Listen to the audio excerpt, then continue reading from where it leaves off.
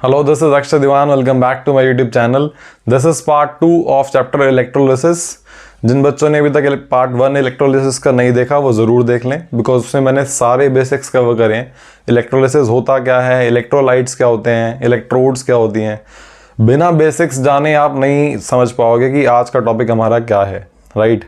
हल्का सा मैं आपको हल्का सा एक आइडिया दे देता हूँ जो आपको first part of the video मिलने वाला है। इलेक्ट्रोलिसिस हम टॉपिक पढ़ने जा रहे हैं केमिस्ट्री का, जो एक प्रोसेस है केमिकल डीकम्पोजिशन का। आप एक सिंगल कंपाउंड को ब्रेक कर दोगे with the help of electric current. जब कंपाउंड्स होते हैं ना, उनके बीच में बॉन्ड होता है, उस बॉन्ड को वीक करने के लिए बाहर से एनर्जी चाहिए होती है। तो वो एनर्जी हम इस केस में करंट या इलेक्ट्रिसिटी की फॉर्म में इलेक्ट्रिकल एनर्जी को यूज़ करते हैं किसी कंपाउंड को ब्रेक करने में, उसके कंपोनेंट्स में, या जो भी है बेसिकली आप ब्रेक डाउन करा रहे हो उसको with the help of electrolysis and the energy used is electrical energy. जो कंपाउंड्स को इसमें लिया जाता है तोड़ने के लिए उनको बोलते हैं इलेक्ट्रोलाइट। जनरली एसिड्स हो गए, अल्कली हो गई, या आयनिक कंपाउंड्स हो गए। एसिड आपको पता है जब एक्वस सॉल्यूशन में एसिड H+ आयन देता है, अल्कली भी देती है। Alkalis are base which are soluble in water. और जो आयनिक कंपाउंड्स हैं वो उनके बीच में हाई फोर्स ऑफ अट्रैक्शन होता है, स्ट्रॉन्ग फोर्स ऑफ अट्रैक्शन होता है आयनिक, बिकॉज पॉजिटिव नेगेटिव आयन बहुत स्ट्रॉन्ग बॉन्ड से जुड़े होते हैं।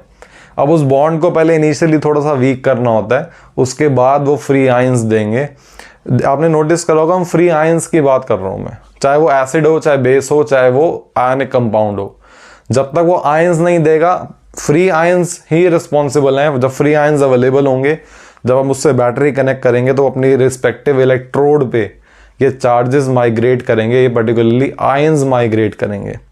चार्जेस के मोशन को ही करंट कहते हैं, और अगर करंट फ्लो कर रहा है तो ही प्रोसेस हो पाएगा, ना तो नहीं हो पाएगा।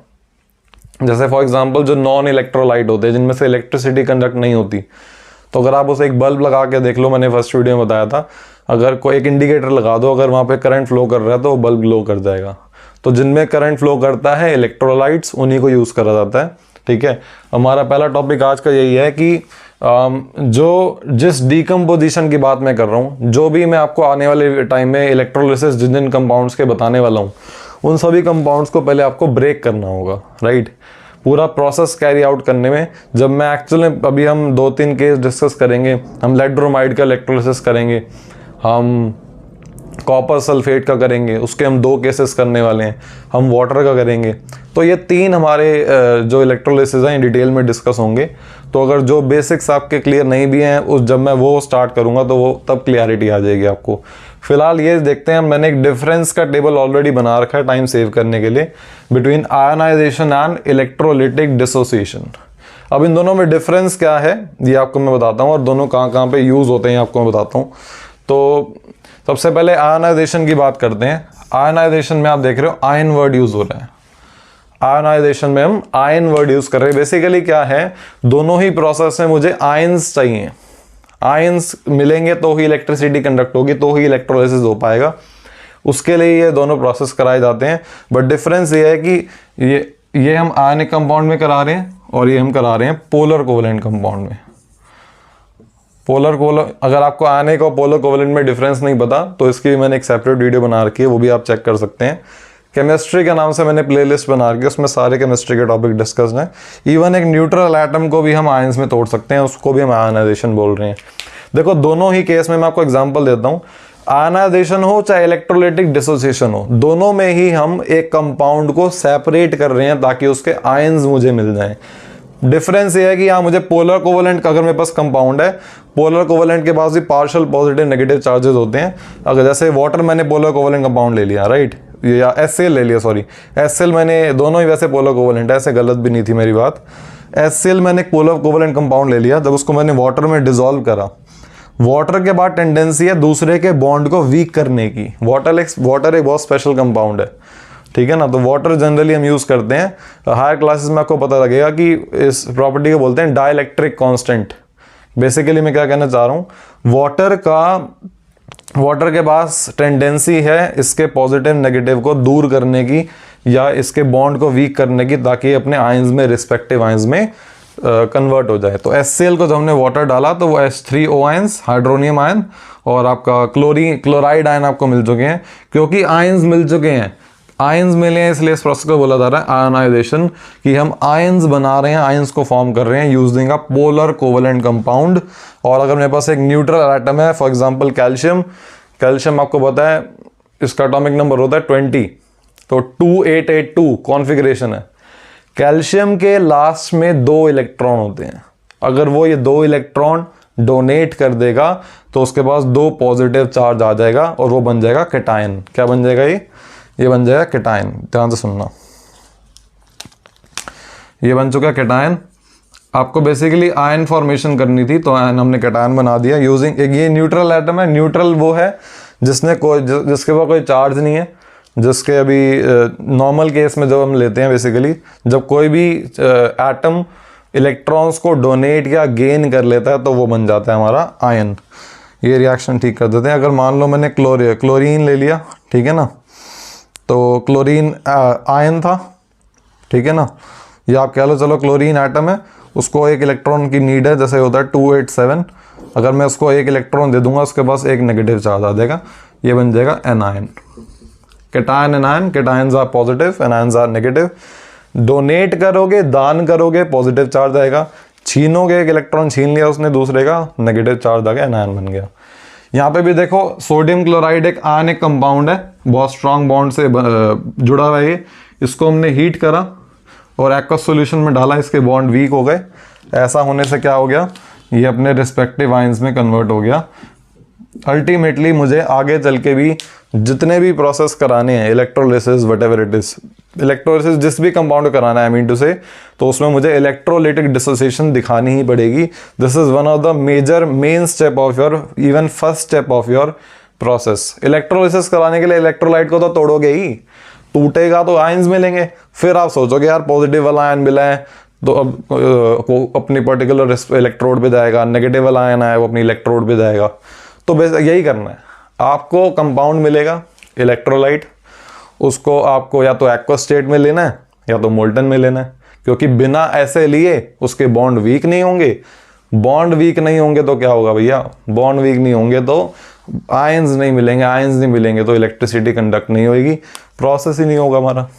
तो प्रोसेस कराने के लिए बॉन्ड का वीक होना ज़रूरी है, जिसके 2 तरीके हैं, या तो उसको मोल्टन ले लो, मोल्टन को फ्यूज्ड भी बोलते हैं हम, पिघला दो। कहने का मतलब ये है जिस कंटेनर में इलेक्ट्रोलिसिस कर रहे हो नीचे आग लगानी है ज़बरदस्त, वो जो हमारा कंटेनर है उसके अंदर जो भी इलेक्ट्रोलाइट लेंगे वो पिघला हुआ रहेगा, उसके बॉन्ड वीक रहेंगे, बॉन्ड वीक रहेंगे तो आयंस मिलेंगे, आयंस मिलेंगे तो इलेक्ट्रिसिटी कंडक्ट होगी जब उसके अक्रॉस उसकी प्लेट्स इलेक्ट्रोड्स लगाई जाएंगी। आई होप ये बातें क्लियर हो रही हैं। अब हम नेक्स्ट टॉपिक जो समझने जा रहे हैं वो भी बहुत इंपॉर्टेंट है। ये दोनों चीज़ें क्लियर होंगी तो ही एक्चुअल इलेक्ट्रोलिसिस हो पाएगा। अगर हमें ये क्लियरिटी मिल जाती है तो हमारा मेन प्रोसेस में हमें टाइम नहीं लगने वाला। तो अगला टॉपिक को और ध्यान से सुनना। तो अब हम देखेंगे इलेक्ट्रोकेमिकल सीरीज क्या होती है। इलेक्ट्रोकेमिकल सीरीज बेसिकली क्या है, हमने आयंस को सीधी लाइन में अरेंज कर दिया, वर्टिकल कॉलम में अरेंज कर दिया, पॉजिटिव आयंस को अलग कर दिया, नेगेटिव को अलग कर दिया, राइट। और जो पॉजिटिव लाइंस, जो जितने भी पॉजिटिवली चार्ज कैटायन है मेरे पास, जितने भी कैटायंस हैं, इनको एक ऊपर से नीचे एक पर्टिकुलर ऑर्डर में अरेंज करा गया, नेगेटिव आयंस को भी एक ऑर्डर में अरेंज करा गया। ये ऑर्डर क्या है देखो, अभी मैंने इससे पहले आपको बताया था कि अल्टीमेटली मुझे आयंस चाहिए। ये मेटल्स जो अपने आयन बनाते हैं, राइट, अब जैसे पोटेशियम आयन है, कैल्शियम आयन, इनको हमने अरेंज कर दिया। ये सीरीज फिक्स है मेरी, पॉजिटिव आयन की series, positive series, negative series, electrochemical series. Electrolysis के टाइम पे जब मेरे पास मान लो मेरे पास 2 कैटायन अवेलेबल है, फॉर एग्जांपल मैं आपको एग्जांपल देके थोड़ा आता हूँ, थोड़ा क्लियरिटी आएगी। मान लो मैंने ले लिया एक्वस कॉपर सल्फेट ले लिया मैंने, एक्वस, राइट। तो कॉपर सल्फेट को पहले इलेक्ट्रोलिटिक डिसोसिएशन करते हैं, कॉपर सल्फेट टूटेगा Cu2+ में और SO4 2- में। क्योंकि मैंने एक्वस लिया तो मुझे वाटर की भी रिएक्शन दिखानी पड़ेगी, वाटर टूटेगा H+ आयंस में और OH- आयंस में, राइट। अब एक्वस कॉपर सल्फेट के टाइम पे हुआ क्या, मेरे पास ये दो रिएक्शंस हैं मेरे पास अब, राइट। इलेक्ट्रोलिटिक डिसोसिएशन आप करके दिखाओगे, जो भी इलेक्ट्रोलिसिस का प्रोसेस करना होगा उसमें ये रिएक्शन जिसमें ब्रेक डाउन हो रहा है, आयंस में बन रहे हैं, ये आपको दिखाना पड़ता है, राइट। अब मेरे पास चॉइस है कि या तो पॉजिटिव आयन में कॉपर जाए या तो पॉजिटिव आयन में हाइड्रोजन जाए। मैं क्या कहना चाह रहा हूँ, देखो हमारे पास कैथोड है, कैथोड नेगेटिव होती है, क्योंकि कैथोड नेगेटिव होती है उसके पास कौन जाएगा, उसके पास जाएगा कैटायन जो पॉजिटिव होता है। पॉजिटिव चार्जेस नेगेटिव रॉड पे जाते हैं तो कैटायन जाएगा नेगेटिव कैथोड पे। अब कैटायन मेरे पास दो हैं, H+ भी और कॉपर भी है, दोनों में से कौन जाएगा, इसको बोलते हैं सिलेक्टिव डिस्चार्ज ऑफ आयंस। कि मेरे पास जब दो ऑप्शन है तो I will select one option that will discharge, right, that ion will discharge to its respective electrode. तो आयंस जितनी आसानी से, देखो ये जो सीरीज आप देख पा रहे हो ये कंपैरिजन है, इस सीरीज में सबसे नीचे जो होगा, इस सीरीज में कंपैरेटिवली जो नीचे होगा वो डिस्चार्ज होगा मैक्सिमम ईज से, वो ज़्यादा आसानी से डिस्चार्ज होगा। तो दोनों में से वो ऑप्शन चूज करोगे जो सीरीज में नीचे आ रहा है। What I'm trying to say is, जब मेरे पास कॉपर और हाइड्रोजन दो ऑप्शन अवेलेबल हैं, मैंने चेक करा यार कॉपर ये रहा, हाइड्रोजन ये रहा, क्योंकि कॉपर नीचे है सीरीज में तो मैं कॉपर की रिएक्शन लिखूंगा, हाइड्रोजन की नहीं लिखूंगा। दोनों में से मैंने कॉपर को सिलेक्ट करा because it was having lower position than hydrogen in this series. तो कॉपर आयन आया, कैटायन आया नेगेटिव रॉड के पास, नेगेटिव रॉड के पास एक्स्ट्रा इलेक्ट्रॉन होते हैं, कैथोड नेगेटिव है, वो कहती है मुझसे 2 इलेक्ट्रॉन ले लो तुम, ठीक है, और क्या बना दो, कॉपर बना दो। तो कॉपर मेटल मेरा डिपॉजिट हो जाएगा कैथोड पे, क्योंकि कैथोड ने उसको +2 2 इलेक्ट्रॉन कैथोड ने दे दिए।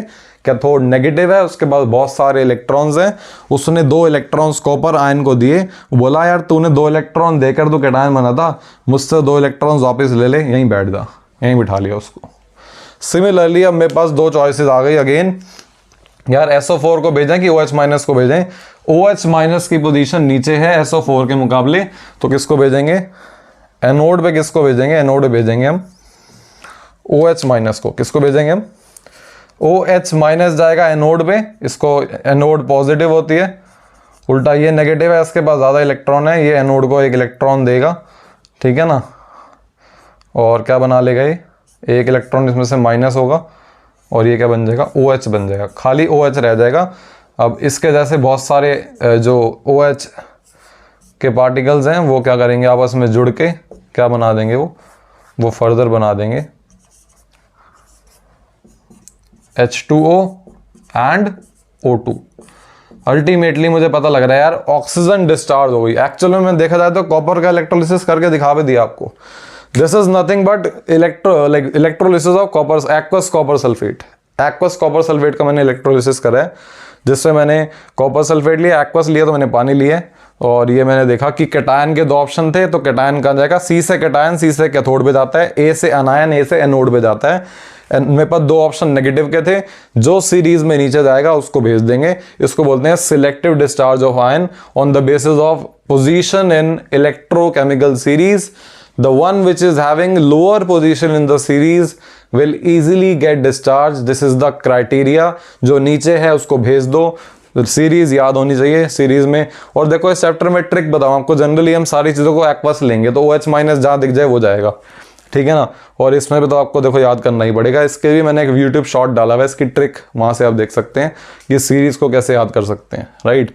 अब मैं आपको दूसरा तरीका बताऊंगा कि यार सिलेक्टिव डिस्चार्ज कराने का। अगर मेरे पास 1 से ज़्यादा कैटायन अवेलेबल है, मेरे पास पॉजिटिव आयन 2 हैं, 3 हैं, उनमें से सिलेक्ट करना होता है, तो सबसे पहला तरीका ये देखना होता है कि यार सीरीज चेक करनी होती है। अगर सीरीज के अलावा दूसरी चीज़ और तीसरी चीज़, टोटल 3 तरीके हैं सोचने के, पहला आपको बता दिया, बाकी दोनों स्टार्ट करते हैं। सो अब आते हैं सेकंड मेथड पे कि दूसरा क्या तरीका है हमें सिलेक्टिव डिस्चार्ज कराने का। अगर मान लो अब दूसरा तरीका अगर हम जब देखेंगे ना तो सीरीज को प्रेफरेंस नहीं देंगे। सेकेंड हमारा फैक्टर ये है कि कंसंट्रेशन ऑफ आयन इलेक्ट्रोलाइट। पहले हम क्या कह रहे थे यार, सीरीज में जो नीचे आएगा वो चला जाएगा, ठीक है ना। तो वो किस केस में बताता हूँ मैं, डिफरेंस क्या है। देखो मान लो मुझे बोला था यार सोडियम क्लोराइड का इलेक्ट्रोलिसिस कर दो, मुझे बिल्कुल नहीं बताया कि डाइल्यूट है कंसंट्रेटेड है, ठीक है ना। बाय डिफॉल्ट चलो डाइल्यूट मान लो, पानी तो डालते ही हम, NaCl आयनिक कंपाउंड ऐसे तो टूटेगा नहीं, आप पानी डालोगे, पानी आपने डाला, ये लो NaCl टूटा, पानी डाला, लो पानी भी तोड़ दिया। अब कैथोड और एनोड पे कौन जाएगा?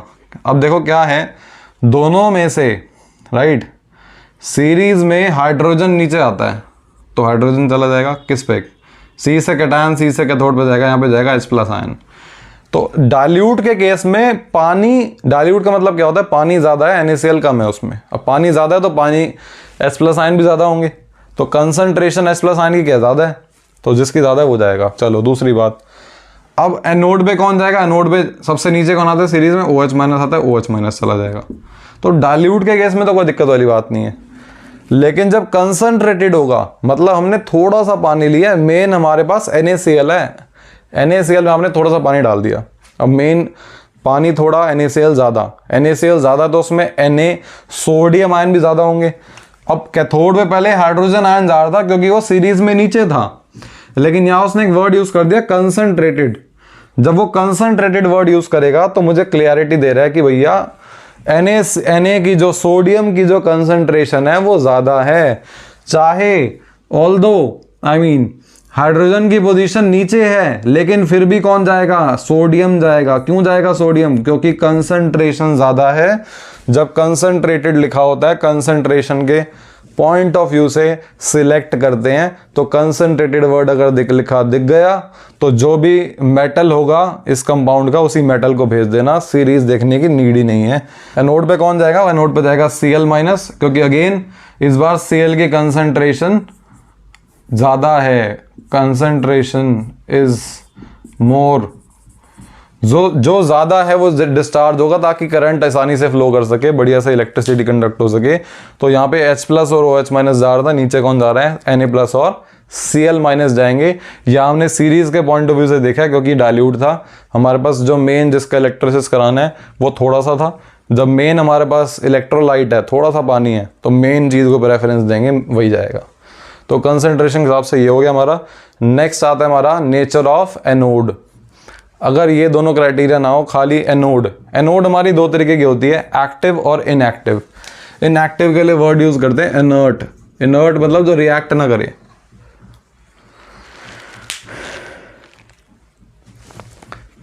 इनर्ट मतलब जो रिएक्ट ना करे। इस कैटेगरी में जनरली आपकी ग्रेफाइट आ जाती है। ग्रेफाइट को और प्लेटिनम को लिया जाता है जनरली, आगे मैं आपको लेकर भी दिखाऊंगा किस किस केस में लिया है, ठीक है। और एक्टिव में कौन सी ली जाएगी ये बताऊंगा वो डिफरेंस में। एग्जांपल ले लेते हैं कॉपर सल्फेट का। कॉपर सल्फेट ले लिया हमने, क्या एक्वस। एक्वस लेने से क्या हुआ, कॉपर सल्फेट को तोड़ के दिखाया, एक्वस है तो पानी को भी तोड़ के दिखाया। जहां एक्वस वर्ड लिखा दिख गया उस कंपाउंड की तो रिएक्शन दिखानी है आपको, इलेक्ट्रोलाइटिक डिसोसिएशन। वाटर की भी दिखानी है आपको। वाटर बेसिकली आयनाइज हो रहा है, ये हमारा डिसोसिएट हो रहा है, ये पोलर कोवेलेंट है, ये आयनिक है। अच्छा, अब नॉर्मल केस हमने इससे पहले भी डिस्कस करा है यार। देखो दोनों में से हमने देखा, अच्छा कॉपर की चलो कैथोड की तो बात नहीं कर रहे बिकॉज हम नेचर ऑफ एनोड की बात कर रहे हैं। तो कैथोड में तो जैसा होता है वैसा ही होगा। एनोड देखना है आपको। एनोड हमने किसकी बनाई है? मान लो हमने बना दी ग्रेफाइट की। आपको बताया ना मैं, ग्रेफाइट या प्लेटिनम में से कोई भी ले सकते हैं। मान लो मैंने ग्रेफाइट ले लिया। ग्रेफाइट का काम ये है भाई, करंट पॉजिटिव नेगेटिव जो वायर है ना बैटरी, वो अंदर डायरेक्ट नहीं डाली हमने, दो रॉड डाल दी हैं, डिप कर दी हैं इलेक्ट्रोड, उन रॉड को ग्रेफाइट का ले लिया। कंडक्ट भी करेगा और रिएक्शन में पार्टिसिपेट नहीं करेगा, क्योंकि रिएक्शन में पार्टिसिपेट नहीं करेगा तो इनर्ट है, इनएक्टिव, उसका रोल नहीं है, उसका काम बस ये है कि करंट भेजना बस। तो इसलिए अब देखो इस केस में हमने क्या किया, OH- की पोजीशन नीचे होती है, OH- को भेज दिया हमने एनोड पे। OH- की रिएक्शन पहले भी दिखाई दी मैंने आपको, सेम तरीके से हो गई है। लेकिन अगर मैं एनोड को एक्टिव ले लूं, एक्टिव लेने का मतलब क्या है, कॉपर सल्फेट का इलेक्ट्रोलिसिस कर रहा हूं, कॉपर की ही एनोड ले ली। जो इलेक्ट्रोलाइट है ना, मान लो मैं निकल सल्फेट का कर रहा हूं, निकल, आगे मैं इलेक्ट्रोप्लेटिंग में निकल सल्फेट, निकल प्लेटिंग करके दिखाऊंगा। निकल सल्फेट का कर रहा हूं तो निकल की ले ली प्लेट। सिल्वर प्लेटिंग सिल्वर का कर रहा हूं तो सिल्वर की प्लेट ले ली। जो आपका मेटल है इलेक्ट्रोलाइट में, उसी मेटल की आपने एनोड ले ली। तो एनोड क्या हो गई? कॉपर की। पहले हमने क्या ली थी, ग्रेफाइट की, क्योंकि कॉपर सल्फेट का इलेक्ट्रोलिसिस हो रहा है, एनोड भी कॉपर की है तो वो ज़रूर पार्टिसिपेट करेगी। एनोड क्या होता है, एनोड हमारा पॉजिटिव है, ठीक है ना, और बेसिकली क्या करेगा एनोड, कॉपर की एनोड है, उसमें अपने में से 2 इलेक्ट्रॉन निकालेगा बाहर, वो बना देगा Cu2+ आयन, ये हमारे सॉल्यूशन में चले जाएंगे। बेसिकली हमारी एनोड पार्टिसिपेट कर रही है, कॉपर की एनोड है, उसमें से उसका आयनाइजेशन हो गया, वो उसमें 2 इलेक्ट्रॉन निकले, कॉपर आयन बन गए, ये सॉल्यूशन में चले जाते हैं, ठीक है ना। तो ये आगे आपको बताऊंगा इनका फंक्शन क्या है, कॉपर जब सॉल्यूशन में चला जाएगा। तो मेन पॉइंट आप ये देख लेना कि एक्टिव है तो पार्टिसिपेट करेगी, नहीं है तो नहीं करेगी। नहीं है तो नॉर्मली सीरीज चेक करो, डिस्चार्ज करा दो। एक्टिव है तो सीरीज में नीचे हो, कैसे मर्जी हो, सीरीज पॉइंट ऑफ व्यू से नहीं देखना। एनोड के एक्टिव होते ही एनोड को ही एनोड के जो भी मेटल है उसको ही डिस्चार्ज कराना है। तो this was all about selective discharge of ion. Finally हम पढ़ने जा रहे हैं इलेक्ट्रोलिसिस, जो आपको मैं 3 केसेस डिस्कस करूंगा, लेड ब्रोमाइड, वाटर और कॉपर सल्फेट। इसके बाद आपको थोड़ा जल्दी क्लियर होंगी चीज़ें और हमारा उसमें टाइम कम लगने वाला है। इसको मैंने देखो पूरा टाइम दिया है, मेन चीज़ है हमारी ये, इसके बेसिस पे ही आप समझ सकते हैं। ओके, अब हम करने जा रहे हैं इलेक्ट्रोलिसिस अपने पहले कंपाउंड का, which is fused lead bromide.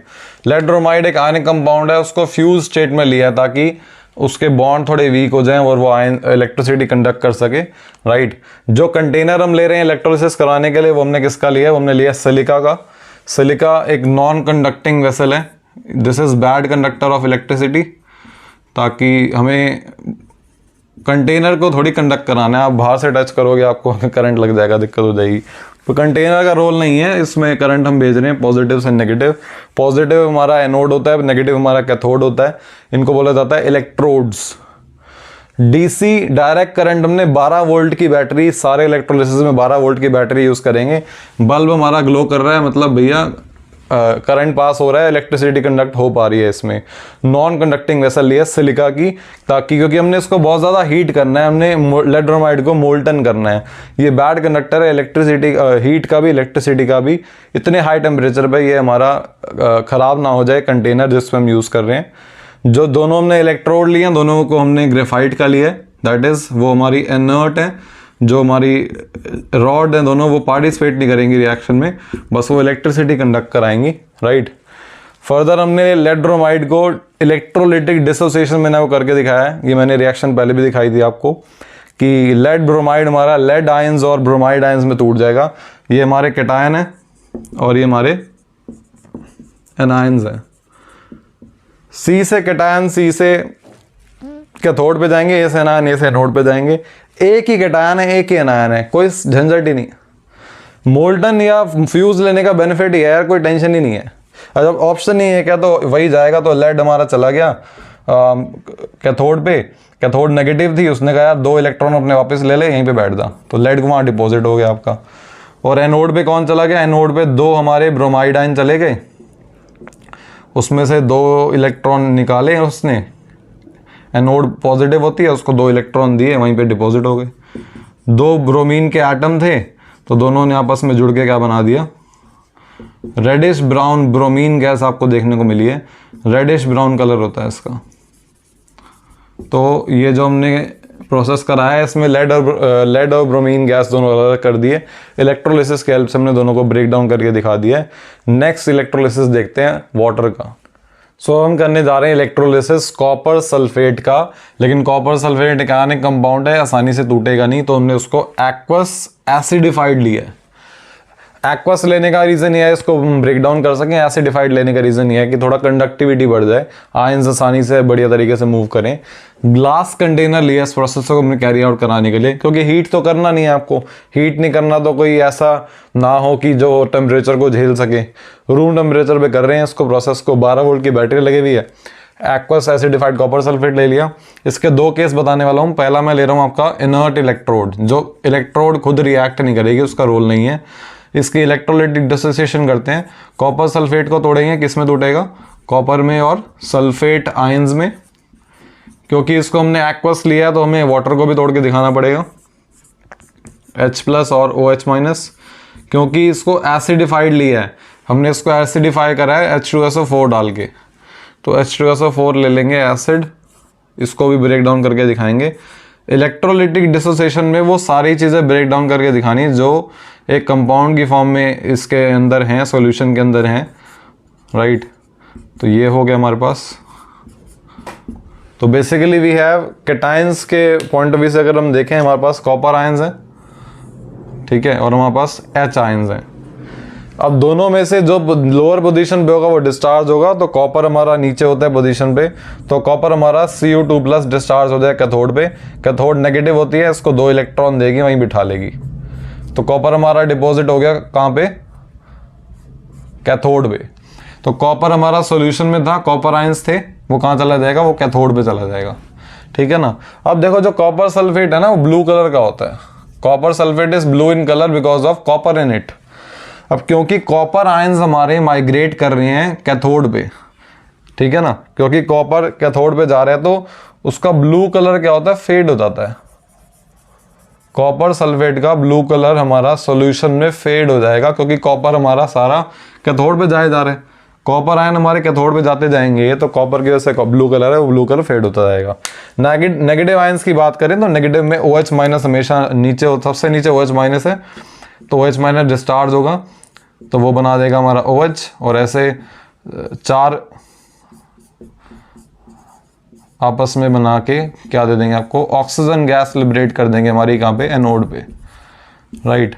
तो ये रिएक्शन आपने जहाँ भी एक्वस मैंने आपको कराया इससे पिछले वाला केस, तो आपने देखा होगा, मतलब अभी पिछला तो नहीं, खैर जहाँ भी एक्वस यूज होगा तो हमारा OH- को यूँ डिस्चार्ज करना है। तो ये हमने केस लिया इनर्ट इलेक्ट्रोड का, जहाँ पे कॉपर क्योंकि डिस्चार्ज होता जा रहा है कैथोड पे, तो ब्लू कलर कॉपर सल्फेट का फेड होता जा रहा है। अब मैं आपको नेक्स्ट केस बता रहा हूँ जिसमें मैं इलेक्ट्रोड को इनर्ट ना लेकर एक्टिव लेने वाला हूँ। दैट मीन्स मैं ग्रेफाइट की जगह कॉपर की इलेक्ट्रोड लेने वाला हूँ।